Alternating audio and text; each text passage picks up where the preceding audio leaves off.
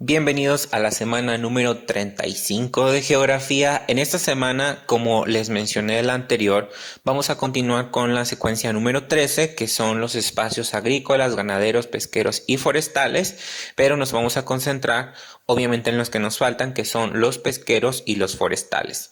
El aprendizaje esperado es el mismo. Y los temas los vamos a encontrar entre las páginas 164 a la 172, que son distribución de las actividades forestales y pesqueras en el mundo, así como las actividades económicas primarias en México. Los énfasis son identificar la distribución de las actividades forestales y pesqueras en el mundo e identificar las actividades económicas primarias. Bueno, para continuar, obviamente, vamos con el tema de la actividad forestal. Son temas muy sencillos. La actividad forestal tiene como base la obtención de madera para la elaboración de diversos productos.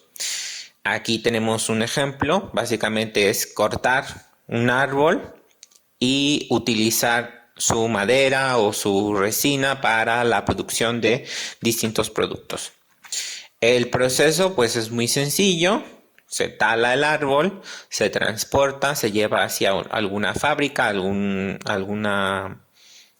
lugar de transformación y básicamente se convierte esa madera, que es la materia prima, en un producto como puede ser una mesa, una silla, una repisa, una alacena, etcétera, etcétera.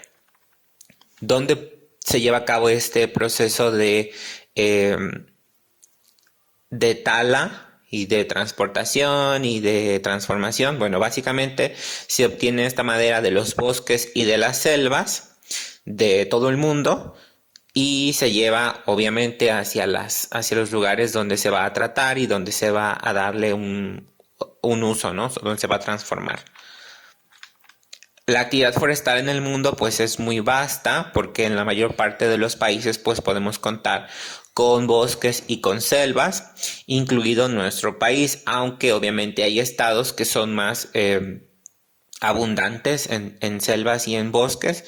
Y si nosotros vemos el mapa que también tenemos en nuestro libro, vamos a ver que hay un patrón en donde los países que están en las zonas de los trópicos y los países que tienen mayor presencia de desiertos o de estepas, pues no vamos a poder tener una actividad forestal abundante y son los que vemos en colores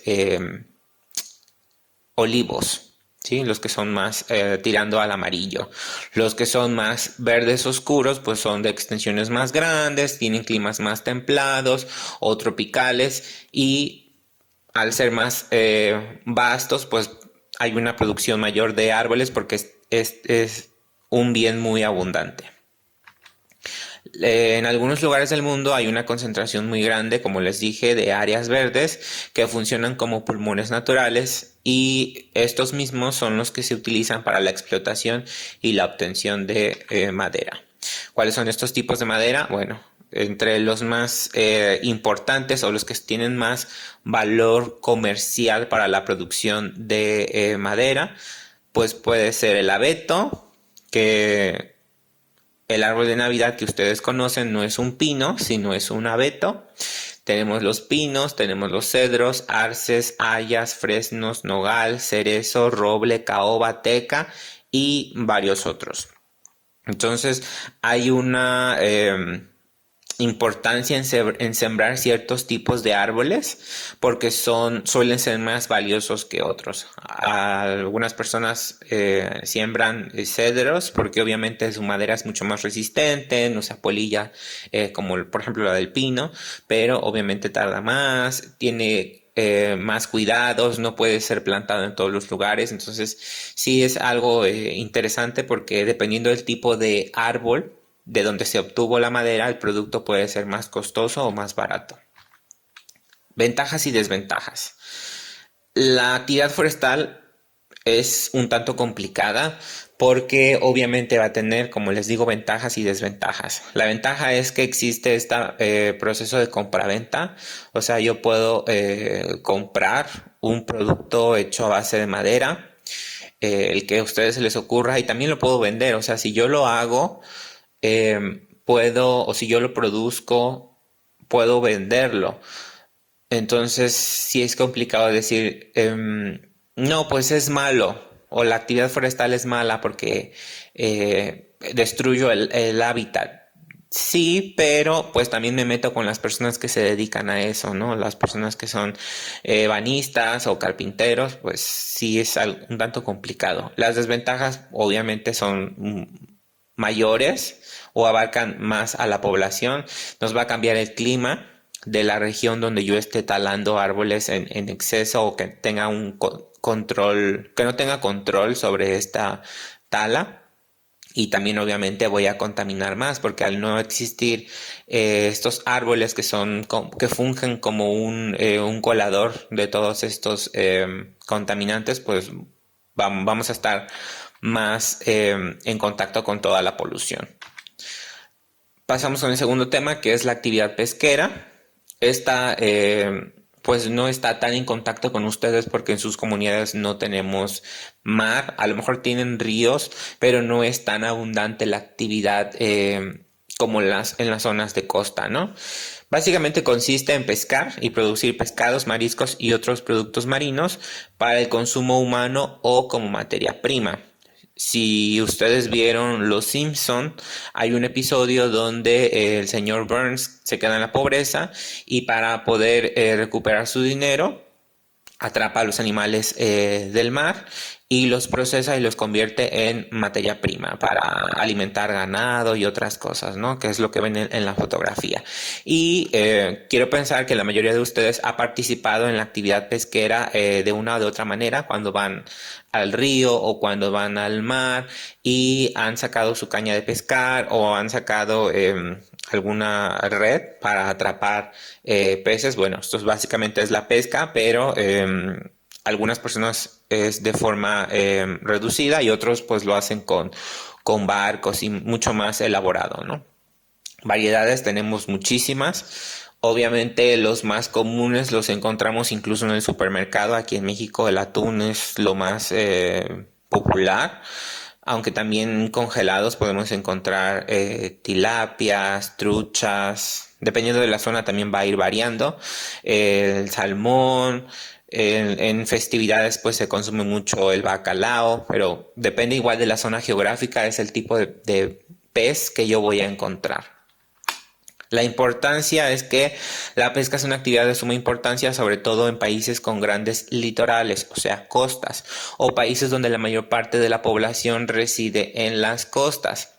Si nosotros observamos el mapa, pues vamos a ver que hay países que tienen una coloración azulada y otros no, porque su producción no recae tanto en la pesca, sino en otras actividades, o sus mares o sus océanos no están tan llenos de variedades de pescado, entonces los gobiernos no gastarían tanto en la producción, perdón, no gastarían tanto en la pesca porque no sería redituable para ellos. Sin embargo, hay países donde tienen demasiados peces en los mares que tienen a sus alrededores y por lo tanto invierten más en la pesca, ¿no?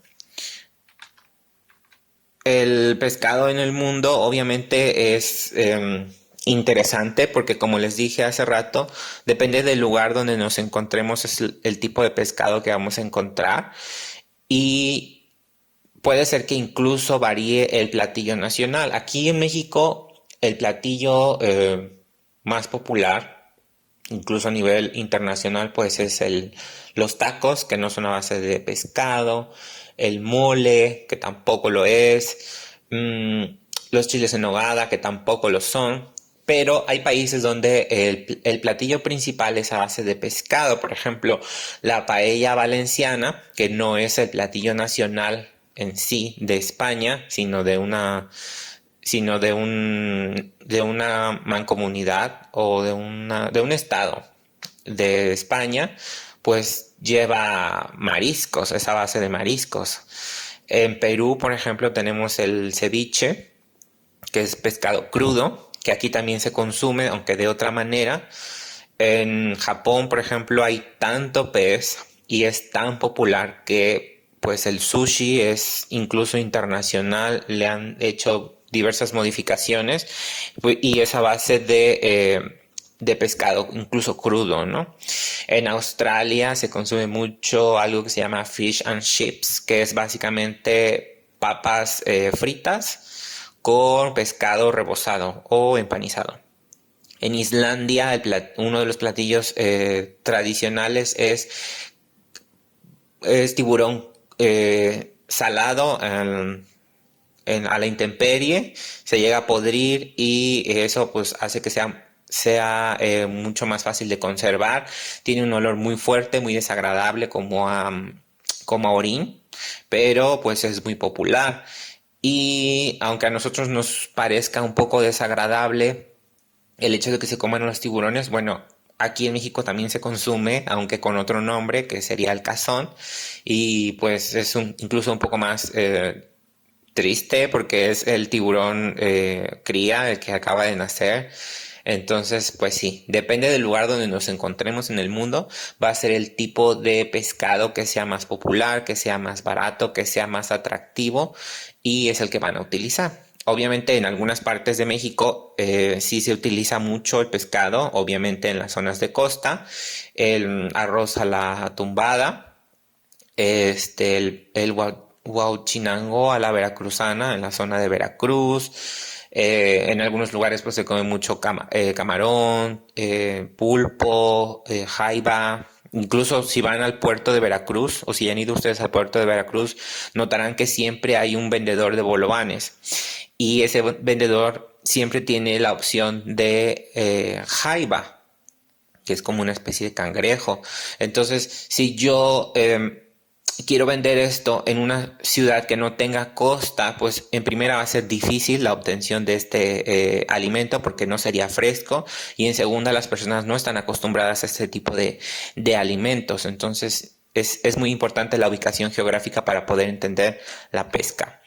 Y en México, pues como les comenté, dependiendo de la zona donde nos encontremos, si ustedes ven el mapa, van a ver que hay distintos tipos de productos del mar y en algunos obviamente es más importante y en otros pues no lo es, sobre todo donde no tenemos costa. Si ustedes han ido a la Ciudad de México, pues a lo mejor hayan encontrado alguna pescadería perdida por ahí o algún restaurante que les ofrezca consumir pescado. Sin embargo, tienen que pensarlo dos veces, dado que el pescado no sería fresco por la distancia al mar y dos, no es un lugar que se especialice en la producción o el consumo de pescado, ¿no? Como sí lo son los estados con costa. Y ya por último, el tercer tema, pues es como una especie de repaso, las actividades del sector primario. Estas están formadas por actividades económicas que están relacionadas con actividades muy básicas, que es recolección, extracción y transformación de los recursos naturales, con poca o casi ninguna manipulación. Es decir, yo lo extraigo de la naturaleza y casi como lo quité de ahí, lo voy a comercializar. Estos pueden entrar como la agricultura, la ganadería, la pesca, la actividad forestal, que ya los vimos, y pueden incluir otros dos, que son la silvicultura, que la tratamos en las primeras 3 semanas de clases de repaso de la primaria, que básicamente es una gestión de bosques. ¿Cómo es esto?